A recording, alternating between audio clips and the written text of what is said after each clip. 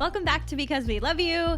We are excited today. Well, I'm excited because we're talking about one of my favorite things.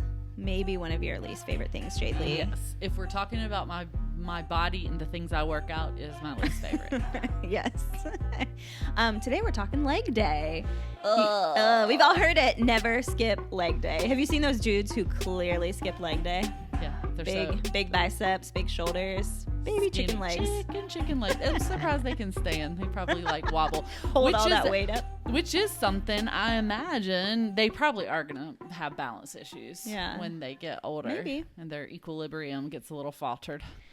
I have to tell you a story about leg day. So Jade has heard this, but others may enjoy it. I started working out with a trainer that Jade and I both work out now with about 2 years ago. And I went on a Wednesday and we did legs. Mm-hmm. And I was in so much pain the next day. I think I cried. Every time I had to try and sit on the toilet, I just almost fell over. It hurt so bad. So I didn't go the next day. I took the next day off. And then I went back the second day. My legs were still, second day sore. I was miserable. But certainly they can't be doing leg day again. Leg day. It was leg day. It was leg day again because our trainer does legs with us 3 times a week. Monday, Wednesday, because he knows Friday. The importance. Yeah, and when I was telling you this, you mentioned something that I thought was interesting, and I kind of want to hear more about. You said, well, maybe it's because the calves are the second heart. Yes. So what it is what does very that mean? interesting. It's interesting to me because you think something so far away from the heart, and the heart sounds pretty important, right? Yeah. We all know that is what pushes the blood in one pump, pushes blood through the arteries to every part of your body. Yeah. That's where it goes. But that blood has to get back to the heart, and one of the furthest ways from your body is your legs and your feet. And so it's your calf that pushes the blood back through the veins back to your heart. So if you don't have good calf muscles and leg muscles, then that blood will be pushed down because it'll get there, but then it will settle and not be able to be pushed back up. And then over time, there's some issues with your cardiovascular system. And so it's a very interesting thing. Your calf is made up of 2 major muscles. So your soleus and your gastrocnemius. So that's a mouthful. That's why we call it gastroc. Like your gastroc. That's the big bulky one at the top. Okay. So that's the one you kind of know. I'm looking at your gastroc right now, and you got a good one. Oh, thank you. I've looked at it before, so I know. Oh, you've been looking at my gastroc. Is that what it's called? Yes. But those are the muscles that are responsible for pushing that blood up, and the cardiovascular health is now. And we are going to share some studies with you, which are really cool. But it's linked to your overall well-being. Yeah. So, I mean, I also think we do three leg days because we want that booty, right? Yes. It seems so unattainable for me. So, I mean, listen, if anybody... I believe you. I believe in you, girl. We're going to build that butt. I do want to make gains because... Not because necessarily I want the bootylicious, look at that jiggle. But I want it because your glutes are actually very important for your back health. And if anybody knows my long backstory, I've had a herniated disc. I've had spinal fusion. I've been in chronic pain. And now in hindsight, I have learned that a lot of that has to do with weak glutes and weak low back and then weak hamstrings. So these are all a part of your muscles. So it's important for me to build that butt. So when I see that butt, I will see a healthy lady, not just what is that milkshake brings all the boys don't know. I think the milkshake is not your butt. Never mind. But dumps like a truck. Oh yeah. Okay, that's what is that what you're thinking? Look, you almost sang. Almost. I said it. So one of the studies that I particularly liked was the Health and Aging Body study that was done from 1997 to 2014 that I found. It included men and women 70 to 79. So these are older folks. And these are the folks that we wanted to see because it's kind of harder to see overall cardiovascular benefit or physical health when you're dealing with with a younger age demographic. But they did annual exams. They did brain MRIs, which we'll let Stacy get to later about the brain health associated. And they did regular leg strength testing. Mm-hmm. And what they found were the people who had better or increased leg, calf, thigh strength, they had a decrease in disability and early death. So those people, the more they had of leg muscle mass, not just overall muscle mass. Yeah, so this specifically had to be the legs. It was the legs. It wasn't looking at your arms or your chest or your pecs, but your legs. Those people had less disability, which is so important. Recently, though, I did start working in wound care. Yeah. And how I can correlate that to is these people, almost every person that I'm dealing with right now with pressure ulcers have lost leg strength. So they're unable to get out of the bed, which has affected every other system and now even affecting their wounds. And that's where I'm seeing that disability that really cuts out quality of life dramatically. Yeah, it reminds me of a lot too of the research studies on like hip replacements and how many people do not live long after hip replacements, primarily because they're not moving, they're not using their legs. And so I know that's why, you know, PT, they focus a lot on how soon can we get you out of bed and moving and back to using those legs. Legs, man. I've seen that trend a lot on social media. I've seen like the posts here and there, which is kind of another reason you and I got interested in this, but the whole like leg strength predicting longevity. So it's cool to see it come out of these studies. Mm-hmm. Yeah. What did you find out? What was the one study that you looked at about the brain? So a couple things popped up because I was interested in that. Like I still think it's cool, but less surprised, right, that leg strength would relate to some of these physical factors. But the other connection was to brain health. And so, for example, the initial study was with mice. Sometimes we see that they'll, of course, work with animals before they work with humans when we think about ethics. But the study with mice, they found that when they restrained their hind legs. You mean they wouldn't do that to humans? I mean, they might, but they shouldn't. Those hind legs. Yeah. I mean, we could argue maybe they shouldn't with mice either. But anyway, they would restrain their hind legs for 28 days. You would, of course, see no or very little leg movement. And they found after that period altered neural stem cells, including things like decreased proliferation or creation of new cells. So it had a negative impact on neurogenesis, which is like the creation of those new neurons that keeps us kind of flexible and able to learn new things. And so related to cognitive health. And so it seems like it would apply to even what I was saying with patients that lose their leg strength. Things like that their cognitive ability goes down. Yeah, and they have found that in humans too. Another interesting study that I was reading had to do with twins. So they looked at twins and they controlled for a lot of factors, things related, of course, to genetic factors, but also to kind of similar early life experiences, because some of that could explain things like leg strength, but also, these cognitive factors. But they took 324 healthy female twins. These were, middle-aged women, so about age 55 was the average. And they would do, in addition to measuring leg strength or leg power, they would also look at neuropsychological performance. So they would give them tests about 10 years apart. So it was a longitudinal study looking over time to see what happens. And they found this protective relationship between leg power and their 10-year cognitive change, and also total gray matter in the brain, which is interesting. So leg power predicted both cognitive aging of the brain and just that global brain structure in general. So if you think about that, and I think about that always in the medical, idea, is it's that pushing back of that fresh, good blood, the more that you have. And if your heart is getting all of that supply back, it's able to stay effective and then pushing it back out to the brain. That's right. Some of that certainly could be just due to the perfusion. That's what I was thinking about. It's just blood perfusion, because we know if blood is kept from any type of muscle, space, brain, that's what a stroke is. It's occluded, so you can't get that blood there.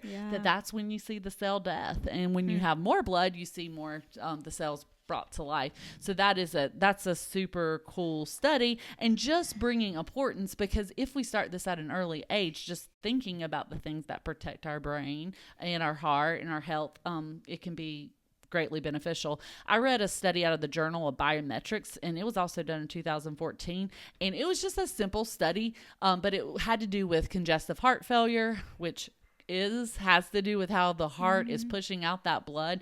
And it showed that people that were diagnosed with congestive heart failure time and time again had smaller calf sizes. So measure those calves, folks. See where you lie in your calf size. And I do think my calf size is smaller than yours, Stacy. I'm comparing calves right here on air. Listen, we're not for comparison here. We're all on our own journey. I have always had very large calves. My dad does too. I don't know if it's kind of a genetic thing, but we have very large calves running our family. Yeah, and they're it's pretty too. But well, thank you.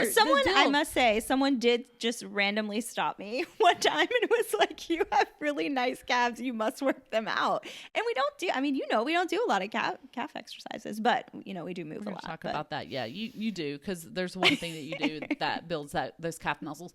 But I think about you. You're a 5'6" frame. Yeah. Right? 5'6" ish. Yep. I'm 6'2". Yeah. I feel like I need more muscle in that area. Pump that blood up, girl. I've got further to travel. Yeah, there's a lot of roadage here. Body roadage. All these arteries. But so we wanted to bring this to you because these are little changes that we want to make, and just be thinking about, we're not going to forsake our biceps, because there's things that our biceps are. And I really like focusing on my underarm fat. Like, I want to see that go away. I don't want to squeeze my arms and feels like a Pillsbury biscuit. But busted biscuit. But I also don't want to just ignore leg day. Yeah, and that I've even tried to skip out on you do leg day just yesterday. Every time. Just yesterday, asked for leg day, and you said, I'm like, my arms want it. Give it to my arms, and not my butt and my legs. But then Stacy said, no. We're going to get you legs. Yeah, we're going to do those legs. So the best thing, though, that we can do, if you're thinking of something just like bare minimal, we talked about this last week or the week before, actually. Yeah. Oh, yeah. 2 weeks ago. 2 weeks ago. What can we do, Stacy? Walk. Just walk. Walk. So good for you. Yeah. Just walk. Yep. Don't even have to do it with weights. Just walk. And let those calves contract. Yeah. Feel them. Yep. Think about them and say, I'm doing this for my heart. Yes. I'm doing this for my heart. Yes. And I did actually read, and this is like a recommendation we give in the office. We do say your calves really need to contract every 30 minutes in some capacity during the day when you are not asleep. Yeah. So if you can just remember that, whether it is standing up and going to the bathroom, that takes a little miniature contraction. Sure. If it is standing up and doing 10 air squats, doing some calf raises. Yeah. Walk around on those tiptoes for a few minutes. Anything, but it does need to contract. Yeah. Stacy read a study that actually, we tell people in the office, so tell them what you saw that you thought was so interesting about just standing. Oh, this is crazy. So the idea that, of course, we think about sitting as being bad and not good for our leg strength. But in addition to that, an article I read was talking about how even just standing is also bad. We've moved to these standing desks, which I got, I had one at work for a while. And then they found that some people were started having problems with the veins in their legs and different things like that, which you could talk more about, because they just spent all day standing. So moving is key. It's not that just sitting is bad. Just standing is also bad. Yes. The key thing is that you need to move. Contractility. Contractility. Look at that fancy medical term. Yeah, you got to do that. Yeah. No, but we talk about that. When you stand for long periods of time, your veins are just pulling with blood. And as you stand, gravity's pulling against you, and it's making it harder and harder for those. So if you're not creating the contraction, and that's why compression stockings are so good for so many people. And I have a lot of nurses that wear compression stockings, and I try to remember them because we are standing more than we're sitting. Wait, do you have your very own own compression I do socks? have Hey, one pair of compression stockings. I do think about it every time I fly. I kind of want to get some. Makes me nervous. And for women, like varicose veins, like I haven't seen any kind of bulging on you. But if you take a gander to my anterior shin and my ankles, you see a little bit of all right, veins we're going to do a bulging. vein check tonight. Yeah, so I'm trying to compress those babies because I need them to work well for me. Okay. But yeah, so I think walking is key. Walking. But our trainer gave us some really cool tips, and we're going to share that with you. And you're going to hear from him this week too. Yes, if you haven't listened or haven't been following us on Instagram, you should, because he's going to give us a few tips here and there. You're also going to get to see Jade and I demonstrate some nice leg exercises at the gym. But when we were just chatting with him about this, he said essentially there are 3 moves that you want to do when it's leg day. So one is a squat. Yeah, boy, skeet 'em. Yeah, just boy, a skeet plain 'em. old squat. Yeah. I can air squat. Air I squat. can sumo squat. I You can can cowboy squat. I don't know what cowboy squat is. No. She made that up. No, that's not official That's representation. not. That's not. But there's so many ways you can squat, folks. How about a split squat? I can't. Those are hard, but yeah. I Split squat. I try not. Jump squat. Yeah, those are really bad for people with back problems. So don't advise those if you have any lumbar herniated disc or back problems. Yeah, no good. But so that's move number 1. Yeah, squatty. Do something squatty. Second thing, hinge movement. So do something hingy. These are harder for me to wrap my mind around. And Stacy always describes it. She's like, you're keeping your legs straight and you're pushing your butt out like it's a flashlight. And you want... Yes, you have a flashlight. What have I yes, said a flashlight? you say my butt is like a flashlight and it's opening up to the gym. Nope. Never said that. You made this up. I don't know. That is the weirdest thing I've ever heard. That's what I've heard. But doesn't it make sense? So you push your butt out like it's a window, or what I say is you should push your butt out like you're trying to close a door. Like stick it back. Like pretend your hands are full and you're like, oh, I'm leaving the house. I need to shut the door. Just stick your butt out. Okay. Let's move on to move number 3. That's hinge. Oh, let me give you some examples of hinging. RDLs, Romanian deadlifts. I do love those now. Also good mornings. I do hate those, but good for you. Kettlebell swings. So those are good. Those are also good. Yeah. So squatty, hingy. Number 3 and my is favorite. Jade's favorite, not surprisingly. It's called the thrust. You got to thrust that thrust baby. movement. Yes. Those hingy, glute squatty, bridges. thrusty. Yeah. Glute bridges are good. Our trainer also, loves those. Hip thrust. So you can do this with a barbell. You may have seen people put a heavy barbell with their back on a bench, lifting up their hips, or they have machines at some of the gyms to do that. So yes, thrusty, your favorite. The other thing, of course, as we've been talking about the calves as the second heart that you need to do are calf raises. Yes. And that's super simple. I mean, you can do those in the bathroom while you're washing your hands. You can do them anywhere.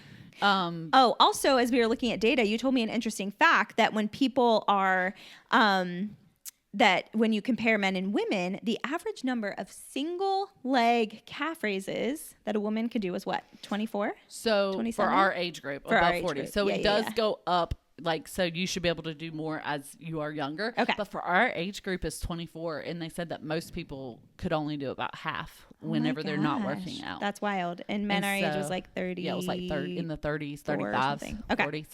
So Crazy. we're actually, we want to post that Maybe we'll do statistic. it. And we're going to, I know we can do that. Yeah, we can totally kill that average. Yeah, Keon would be so sad. Yeah. And this is a great thing. If you don't know these things, get a personal trainer and work out with them a few days a week so that they can show you. Yeah. It was interesting, and I think he may even talk about this whenever you hear from him, but he said it's also important in how you do these things. Yeah. Like the order in which you do them, it helps for your muscles to work.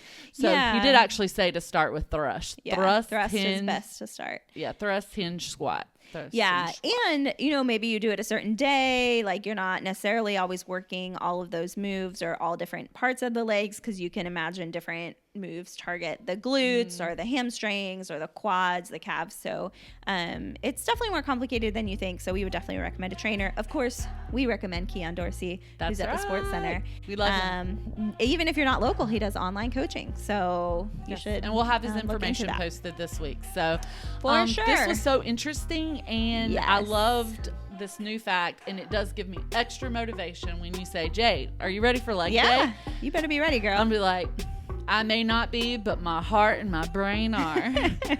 I love it. So work those legs this week. Check out our stories to learn more about the different exercises you can do. Why, Jade? Because we love you.